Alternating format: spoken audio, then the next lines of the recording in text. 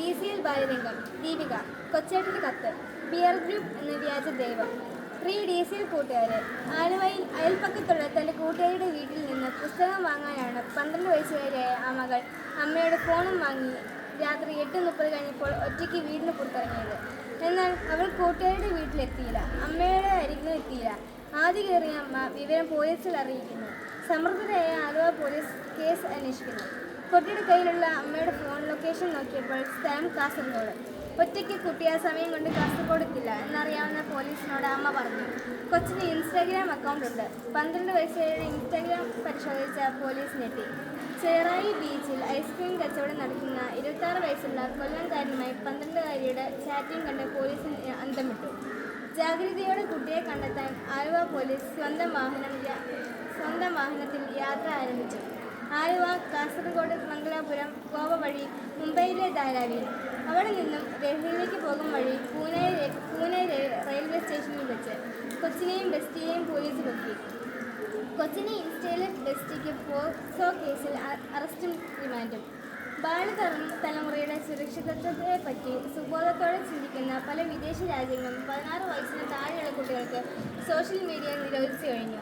Australia, Brazil, UK, Indonesia, Malaysia തുടങ്ങിയ രാജ്യങ്ങൾ 2025 മുതൽ കുട്ടികളുടെ ഓൺലൈൻ ഉപയോഗം, സ്ക്രീൻ ടൈം, സോഷ്യൽ മീഡിയ അക്കൗണ്ടുകൾ എന്നിവ പരിശോധിക്കുകയും നിരോധിക്കുകയും ചെയ്തു കഴിഞ്ഞു. ആ രാജ്യങ്ങളിലെല്ലാം ബുദ്ധിവികാസം പ്രാപിക്കാത്തവരാണോ? ശാസ്ത്രീയ പുരോഗതിയെ അംഗീകരിക്കാത്തവരാണോ? അല്ല. പുരോഗതിയുടെ വികസനത്തിലെ ഒന്നാം നിരയിലുള്ള രാജ്യങ്ങളാണ് കുട്ടികൾക്ക് സോഷ്യൽ മീഡിയ നിരോധിച്ചത്. പ്രിയ കൂട്ടുകാരെ, ഈ അടുത്ത കാലത്തെ ചില കൂട്ടുകാരുടെ സ്വഭാവവും പെരുമാറ്റവും മാതാപിതാക്കളെയും മുതിർന്നവരെയും ഏറെ ആകുലചിത്തരാക്കുന്നുണ്ട്. ആരാണ് എൻ്റെ യഥാർത്ഥ കൂട്ടുകാരെന്ന സത്യം വീട്ടിൽ പറയാത്ത കുട്ടികളുടെ എണ്ണം കൂടുകയാണ്. പല കുട്ടികൾക്കും അവരുടെ പെരുമാറ്റത്തെയും ശീലങ്ങളെയും തീരുമാനങ്ങളെയും സ്വാധീനിക്കുന്നത് അവരുടെ മാതാപിതാക്കളല്ല, മതബോധം പകരുന്ന ധാർമ്മികതയല്ല, പകരം അവരുടെ പിയർ ഗ്രൂപ്പാണ്.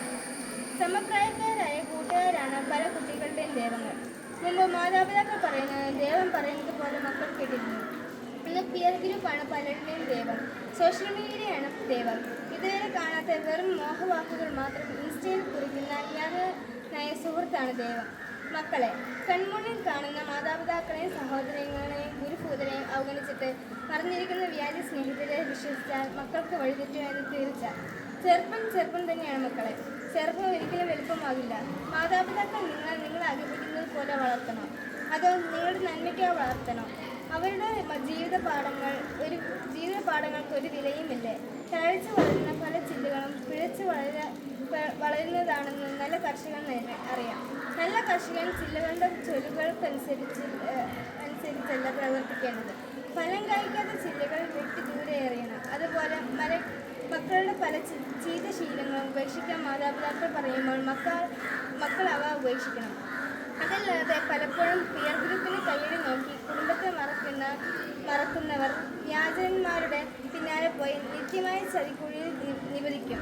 കൂട്ടുകാർക്ക് ശരിയായ വഴിയിൽ വളരാനും കുടുംബത്തിൻ്റെ ഐശ്വര്യമാകാനും ഇടവരട്ടെ. സ്നേഹാശംസകളോടെ സ്വന്തം കൊച്ചേട്ടൻ.